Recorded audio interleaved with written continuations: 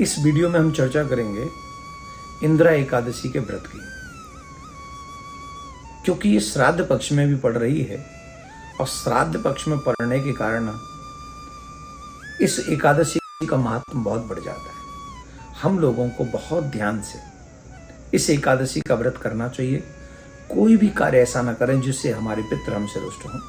और इस समय बहुत बड़ी बात कि कई लोगों को ये सामंजस्य रहता है कि इस एकादशी के दिन हम लोग अपने पितरों का श्राद्ध कर सकते हैं अथवा नहीं कर सकते।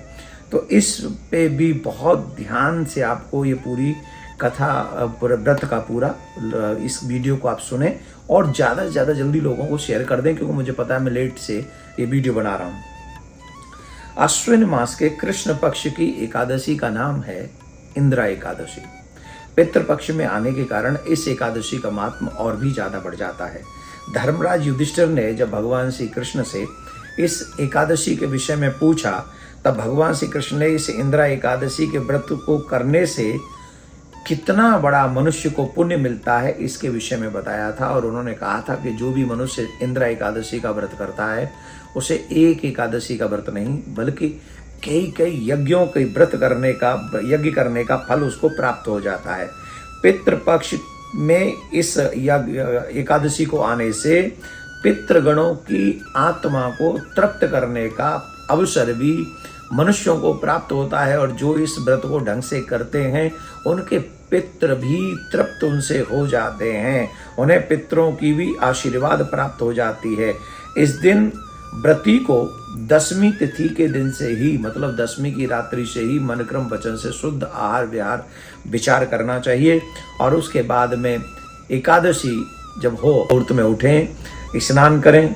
स्नान करने के बाद फिर संकल्प करें, अपने हाथ में जल लेकर संकल्प लें, अपना नाम अपना गोत्र, और कहें कि हम एकादशी का व्रत करेंगे। और फिर उस एकादशी के दिन स्नान के बाद संकल्प के बाद भगवान का पूजन करें, अर्चन करें, वंदन करें। और वंदन करने के बाद में हम भगवान का, नारायण का, जो भी आपके इष्ट हैं उनका ज़्यादा ज़्यादा पूजन करना चाहिए, ज़्यादा ज़्यादा मंत्र का जाप करना चाहिए। असत्य वाणी से बचना चाहिए, क्रोध करने से बचना चाहिए, पृथ्वी पर शयन करना चाहिए, रात्रि में जागरण करना चाहिए। जो शयन तो करना ही नहीं चाहिए, मतलब समझ गए। और इस दिन अपने पितरों को ज़्यादा याद करें, भगवान को याद करें, कीर्तन करें। और ज़्यादा से ज़्यादा इसमें जितना भी इस एकादशी के दिन भजन दान जो मनुष्य जितना करेगा उसका लाभ उसको उतना ही मिलेगा। अब एक और बात बता देता हूं मैं कि एकादशी के दिन पड़ने वाला श्राद्ध क्या एकादशी के दिन करना चाहिए। तो शास्त्रों में ऐसा लिखा है, पद्म पुराण इत्यादि में, कि एकादशी के दिन कभी भी श्राद्ध नहीं करना चाहिए। जो एकादशी के दिन श्राद्ध करता है वो तीनों नरक में जाते हैं। तीन कौन? श्राद्ध करने वाला, श्राद्ध खाने वाला और जिसका नाम से श्राद्ध किया जा रहा है वो। तो ये तीनों ही नरक में जाएंगे। इसका मतलब है एकादशी का श्राद्ध द्वादशी के दिन करना चाहिए, कभी भी एकादशी के दिन, क्योंकि अन्नदान मना है। व्रत करोगे एकादशी का व्रत में अन्न तो खिला नहीं सकते और बिना अन्न के वो श्राद्ध लगेगा नहीं। तो तीनों को नरक में जाना पड़ेगा। इसके लिए बहुत सावधानी रखें कि एकादशी के दिन हम श्राद्ध न करें और श्राद्ध द्वादशी के दिन उनके नाम से हम लोग कर सकते हैं, करना ही चाहिए। इस दिन एक और काम करना चाहिए। इंदिरा एकादशी के दिन हम सबको हमारे आसपास में जो पीपल हो वहां तिल के तेल का दीपक जलाना चाहिए। और तिल के तेल का दीपक जलाकर 11 परिक्रमा करनी चाहिए।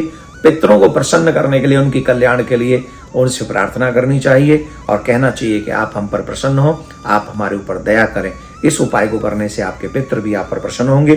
भगवान श्री कृष्ण के बताए हुए इस एकादशी महात्मा का बहुत बड़ा फल है। पितरों को प्रसन्न करने का भी बहुत बड़ा फल है। इस दिन जितना भी दान पुण्य हो सके अपने पितरों के नाम से करें, जिससे आपके पितृ आप पर प्रसन्न हो और आपको आशीर्वाद देते हुए जाएं। बहुत बहुत धन्यवाद। राधे राधे।